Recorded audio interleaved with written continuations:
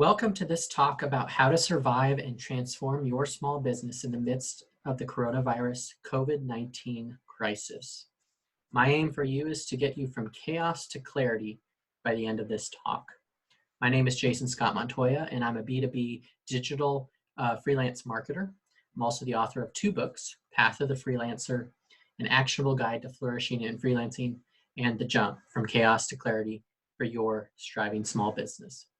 As a result of the coronavirus crisis, we cannot escape the economic impact it is having on our small businesses across America. And this situation is one that requires all of us to respond. 7 years into the journey of my former marketing business, Noodlehead Marketing, I found myself in company in the midst of a crisis of my own. And looking back, I realized that season prepared me in certain ways for this current crisis that we're now facing. These helpful ideas I'll share are relevant to the situation we all now find ourselves inside. And my extended experience is one I'm grateful for having equipped me, even though it was one of the most difficult seasons of my life. Now, while I want to give you and your company the best fighting chance possible, I also realize that the magnitude of the coronavirus crisis is so drastic and widespread that it's inevitably going to cripple many companies, including the heart of America's small businesses. As an entrepreneur, you face the stress and challenges that come with business ownership. So like all difficult situations that have come before, now is your time to lean into the tension and become the leader to wisely move forward. This talk will help equip you to effectively make that happen. But before we talk about transforming your company, we need to talk about the obvious and painful reality of your business and whether or not you should continue it. Now might be the time to pull the lever and channel your energy into something else. So, should you continue your business or end it now? Before we talk about the next stuff, this is the most important thing to be thinking about. Running a business is hard. That difficulty is about to exponentially escalate. Is your company worth taking on that challenge? Even before the coronavirus crisis unfolded, were you pondering whether or not you should keep the business going? Perhaps it may be the time to shut the literal or metaphorical doors on your business. Or if not your company, it could be a department or division of your business that's been more distracting than helpful. Let me explore a few scenarios to help you decide if this is or is not the best decision for your entrepreneurial future. Perhaps your situation is one where you're learning, but the venture is not fruitful in the way that you need it to be for the current circumstances. What you are learning or not, your financial needs, or some other requirement may be more of a drag than a help right now. With the crisis unfolding, the question clearly surfaces in your mind about whether you should be spending time on this endeavor. Perhaps the venture is fruitful in some ways, but it's not the path you want to go down. You're not fully committed. And without that commitment, you're going to struggle to make it work during this tough season. You may be better off focusing on something you can get energized building. Or perhaps you launched a project or initiative with great excitement and hope, but it has not generated the expected results, and now is the time to scale it back so you can spend your energy in a different direction. Or lastly, maybe this is the right company and you do want to transform it, but the way you're running it is not working and you need to change that. Perhaps the crisis is the motivation and pressure required to make that change happen permanently. If so, I've got several insights later on to help direct you down that road. But shutting down your company is no easy decision. It comes down to understanding your personal aim and how the company is the best vehicle to accomplish that objective. Is the company contributing to or distracting you from that ultimate aim? And if it is the right business, is it actually feasible and viable? If not, perhaps now is the time to end well and transition to something else while you have the opportunity to do so. Before we go down the road of transformation, you want to make sure this is the business you choose to transform. So if you plan to continue your business and start the transformation process, the following exploration will best equip you to do so for your company. Consider this: whether you take the red or the blue pill from the matrix. Will you go back to sleep, or you take that red pill and see where the rabbit, how the rabbit goes down the hole? So with that said, let me give you a little bit of a history on me and my entrepreneurial past and how that's informing the situation I'm finding myself in, as well as many others. So to give you some context, in 2007, I launched a marketing company known as Noodlehead Marketing. A few years in, I decided to reboot the business based on my intentionality. What was the company I was going to create versus I had started it reactionary and opportunistically, but I wasn't intentional. And as that unfolded, outside forces so easily shaped who I became and what we did as a company. Again, in 2013, I faced another bigger question with this company that forced me to reconcile my vocational future.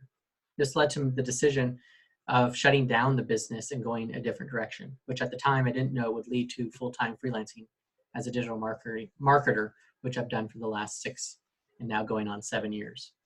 In our final year of reflection during that business journey, 7 years, in that final year, we took what we called a Sabbath year or sabbatical, something that stems from the Old Testament and the Bible. While you may or may not have much interest in these scriptures, the experiences and principles derived from that year-long experience grew me and gave me the perspective to face the current crisis in a powerful way. Perhaps these insights will help you in the way that they did for me. So how can you restructure your business to effectively survive this situation, this pandemic? As St. Augustine stated, this awful catastrophe is not the end, but the beginning. History does not end so. It is that way. It is the way its chapters open. So this historic figure provides some interesting insights and inspiration as we look at our current situation many, many years later. The current crisis is going to be a storm that illuminates who your company is and what it has done well or not before the storm. Whether you can take a step back and rest in what's provided or adapt your company to the reality at hand will likely be the result of past decisions you've made and habits you've already inhabited. My intent with this webinar is to provide you with a pathway regardless of which direction you need to take going forward. The coronavirus crisis is a revealing time for both you, the leader, and your company. Here's one way you can respond. So when we leaned into the year-long process that started out wonderfully and quickly shifted into crisis, what was our guiding foundation at Noodlehead Marketing during that last year? We chose to trust and rest in what God provided. And we chose to embrace that the season would be a launching pad to whatever was next for us as a company and as individuals. We could not control the outcome, but we could be open to how it would unfold. Within this intention and this foundation, we explored several specific principles, starting with the idea of stopping the overflowing ideas that we had. So my encouragement to you, don't launch new things or make what exists better. Consider it.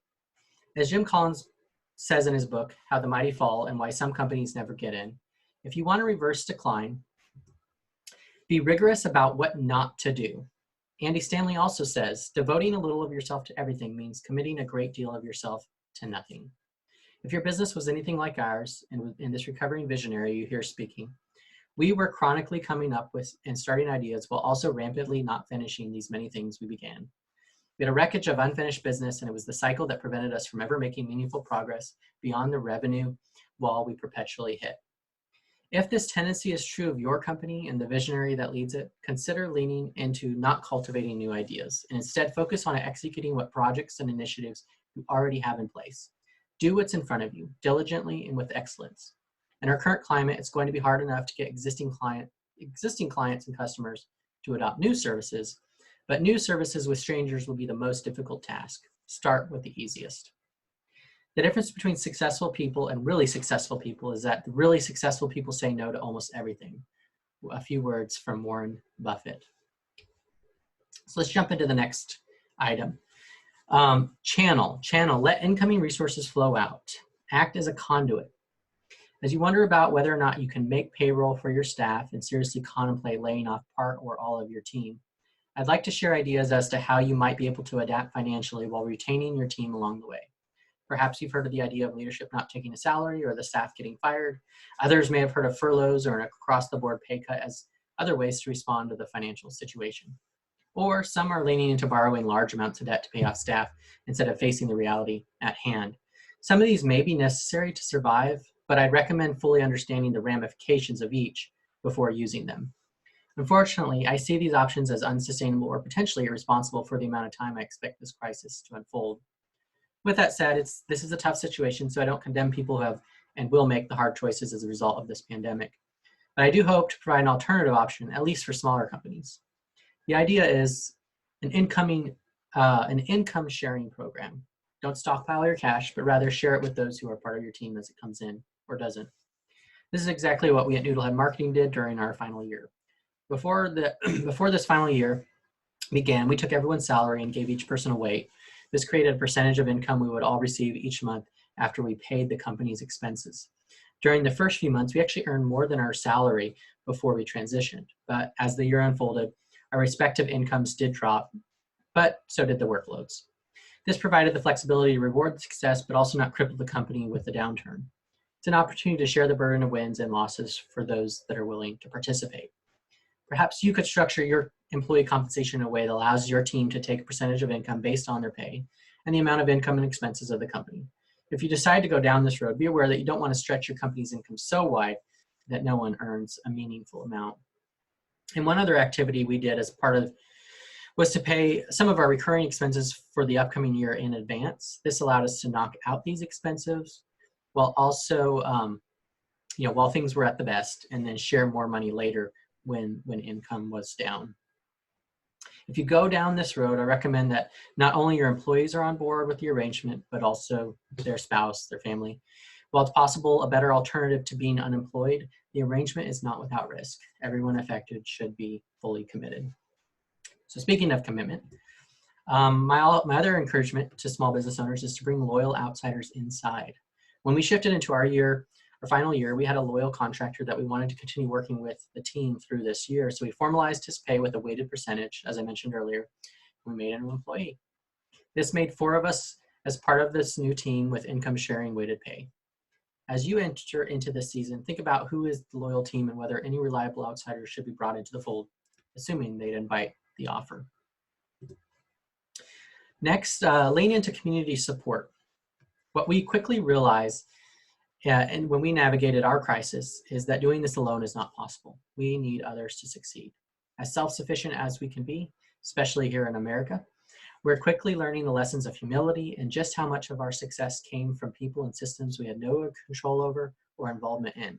In just a few weeks, people and companies are floundering in their little boat as the ocean storms rage around us. So manage and communicate your collective team's needs. First things first, so we need to understand what our needs are and share them with each other. Your company should have a place like a Slack channel or a Facebook group where the staff can share their needs and others can help fill them. While it may sometimes be financial, often it will be other things as well. Another wonderful benefit of this exercise out of the need itself being filled is how it will draw the community together, and it also gives you an opportunity to track the needs filled over time, which can be an inspirational reflection activity at a later time. When it comes to sharing those needs outside the company, I recommend using your discretion on a case-by-case scenario. Often we make ourselves quite vulnerable asking for help, so be sure to respect that act from your team to open up and treat it accordingly. Consider forgiving debts. As you enter into the season, perhaps there's a moment or when you could forgive the debts of those who owe you or your business as a way to help them out. Obviously, there may be exceptions, but consider looking at the options and see who you might be able to release from paying you back as a way to let go of that string and bless another person or company through this crisis. Next, I want to talk about rest, margin, and giving. As you enter into this new season, consider 80% as your 100% capacity in your work and home life.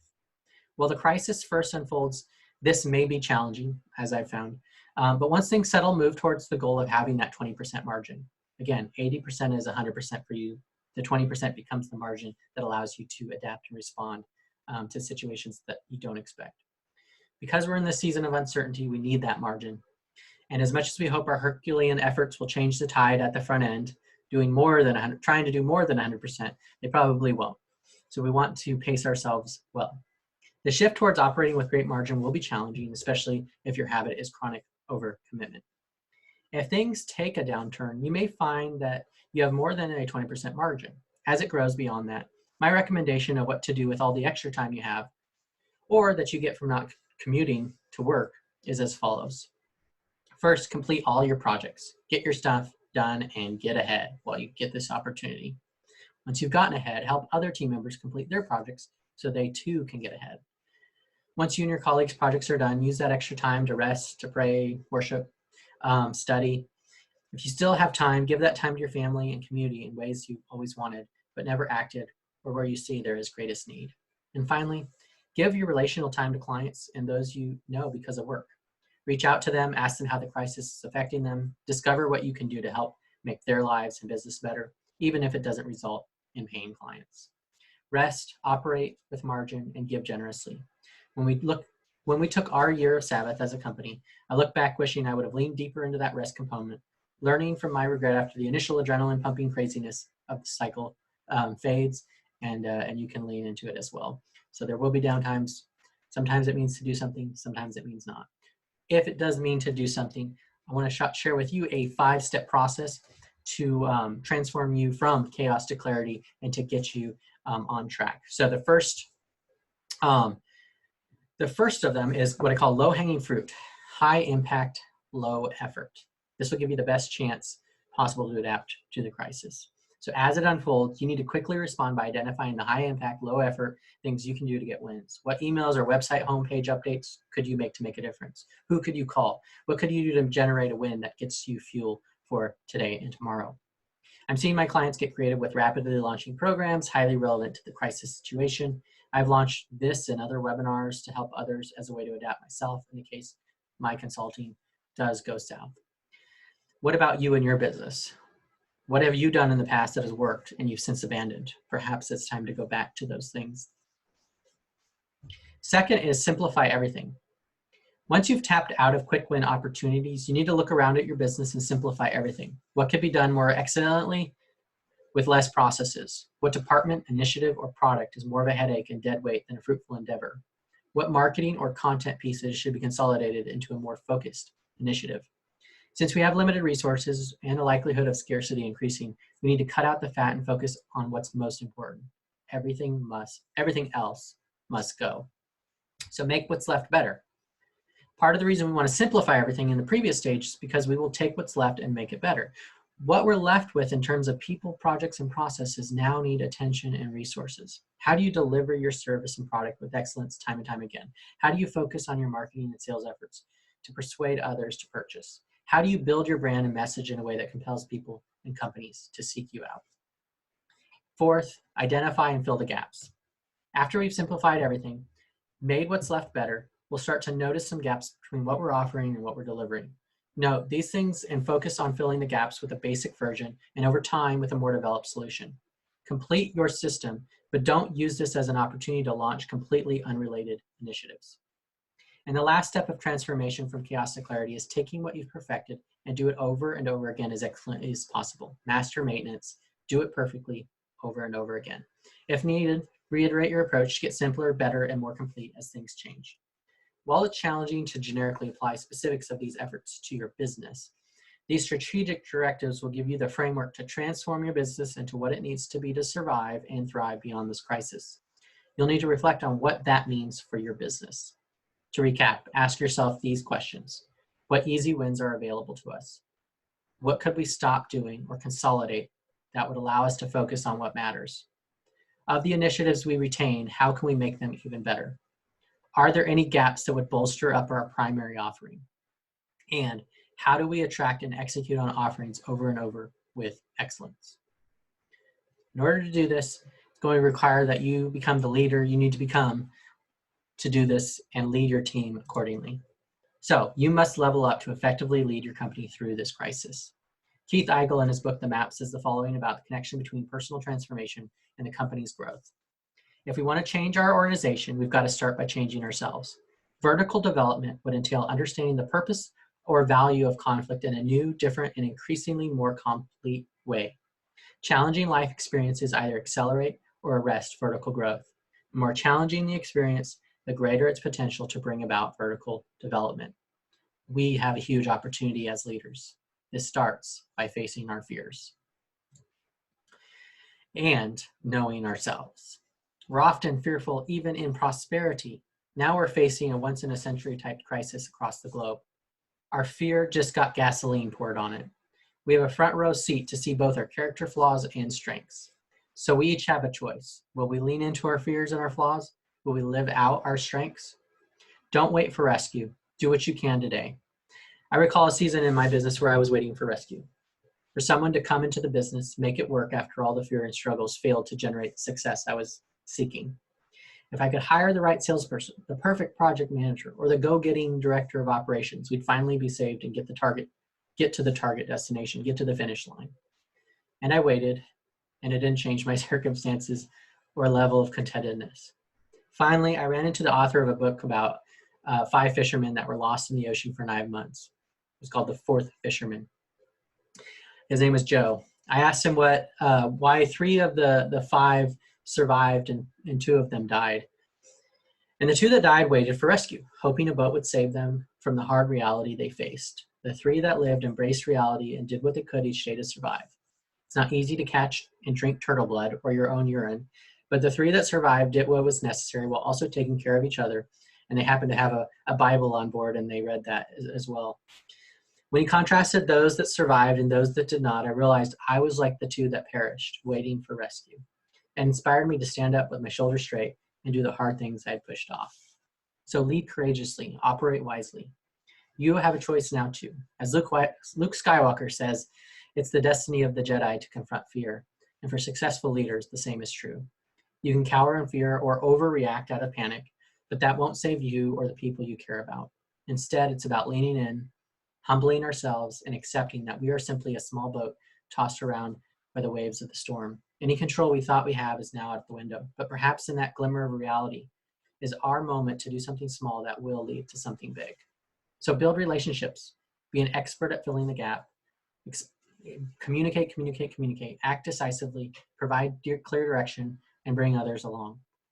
On the practical side of things, I mentioned lean into relationships. They matter more now, and the fruit of doing so will make the biggest difference over the next months to follow as this crisis unfolds. Be an expert at filling the gap, which is another way to say find problems and fix them for yourself, the people around you, and the clients you serve. Again, communicate. In this pandemic season, we cannot communicate enough. Keep people updated on what's going on, what you need, and stay connected with your clients and staff. They need your leadership and reassurance. We all do. From this internally grounded place, act decisively, provide clear direction, and bring others along on your decisions as well as to why you're making them. Don't leave people in the dark as to what you're doing and why. You can have the plan, but the uncertainty is certain to change the game in ways you can't expect or prepare for. So you got to be flexible. Expect the unexpected, but know that to truly transform and lead your company will require you change through this unexpected season. As the last comment in this particular section, I'll leave you with the following quote from Haruki Murakami. Once the storm is over, you won't remember how you made it through, how you managed to survive. You won't even be sure whether the storm is really over. But one thing is certain, when you come out of the storm, you won't be the same person who walked in. That's what the storm is all about. So let's talk about setting up a strong foundation for your business to weather the storm. John Maxwell says, if you can't communicate your vision and you can't connect with people, you're going to have a really difficult time as a business leader being successful. In times of thriving or survival, that's true. So I won't spend a lot of time on this topic, but I do want to sharply lean into the necessity of getting clarity on this today. And hopefully you've already done it. So let's talk about the formula for intentionality. If you've not yet done the work of clarifying your organization's intentions, sit down and make it happen today and over the next week. Don't push off the most important aspect of running your business successfully. This is the clarity you need to move forward. Here are the questions to guide you towards clarity on purpose, mission, vision, and values. Purpose. Why does your company exist? Vision. What's the end game you have for your clients, your staff, and yourself? What's the world you're creating? Mission. How will your company live out its purpose and move towards the vision? Values. Within what guidelines will you operate? What will drive the way your company staff conducts itself and you as the leader lead? Figure out your why, where, how, and know what within you drives it. With that in place, get focused on your strategic direction. 4 pillars of a strong business strategy include offer, position, leverage, and promotion. Within your mission, we'll get these are sort of 4 pillars that I think of that make up the business mission. Offering is, what is the core problem you solve and the solution you offer to solve it? Position, what is unique about your customer? Who are you solving that problem for? Leverage, what is unique about your company that allows you to uniquely serve your unique customer? And promotion, what is your plan for persuading people or companies to hire you to solve their problem in this context? Articulate your intentions and answer these strategic directives, and you'll have the foundation to make it happen. With clarity, you can effectively communicate it with your customers and staff. And speaking of your team, you also want to bring them along by communicating this to them, as well as staying connected. So when it comes to your loyal team, clients do not come first, employees come first. If you take care of employees, they will take care of the clients, says Richard Branson.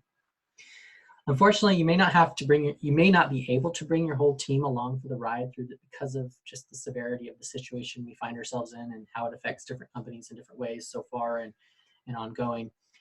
And some may not want to ride the train, want to ride alongside you. But for the loyal people who stay in the trenches with you, guiding them is of utmost importance, and mentoring them is critical. So this is your opportunity for developing your team's character and fostering future leaders to grow the company. If you and your team successfully make it to the other side of this seemingly impossible scenario, there is almost no other circumstance you couldn't overcome. As you lead your team in person or remotely, stay connected with them in a regular scheduled huddle. Maybe it's a daily Zoom call or once a week, depending on what's going on, but stay connected, check in and communicate. Don't stop once the excitement and energy have waned through these first few weeks or first month of social isolation.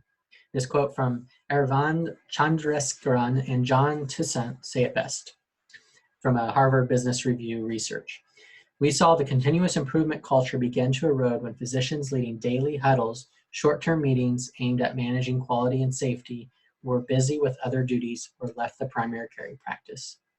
Stay connected. If you disconnect, you start to have cultural and relational decay, and you need that relational strength to endure the season that we're in. So let's talk about bulletproof systems. As Philip K. Dick says in his book, I hope I shall soon arrive. He says, reality is that which when you stop believing in it doesn't go away. This crisis is quickly becoming that. It is not going away, and it's not going away soon. The final element you need to be considering as a small business is continuity across uncertainty. What happens if you get the coronavirus and you're out a couple weeks? Or is your team prepared for that? What about your top leaders and team members? What if half the company gets it at once? How will your company operate without them? You need the systems, processes, and resources in place to lead yourself, your team, and your company, regardless of the curveballs that come your way. And they're going to come, and they're going to come from a variety of directions, some of which you can anticipate and some you cannot. Document your systems and have a plan for as many of the unexpected disruptions that are at least most likely to come your way.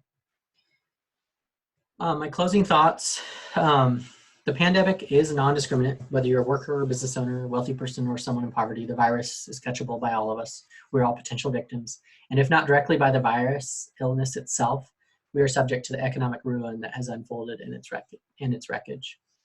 On the back cover of How the Mighty Fall from Jim Collins, he says the following: whether you prevail or fail, endure or die, depends more on what you do to yourself than on what the world does to you. We all have a choice on how we'll respond to what often feels like an insurmountable challenge. While I can't tell you exactly what to do in this crisis, this information is intended to give you insights and inspiration to help you apply what's best for your small business to give you a fighting chance. I'll leave you with this other quote from Jim Collins in this book that will leave you with hope that no matter how dire, we always have an opportunity to turn things around. The signature of a truly great versus the merely successful is not the absence of difficulty, but the ability to come back from setbacks, even cataclysmic catastrophes, stronger than before.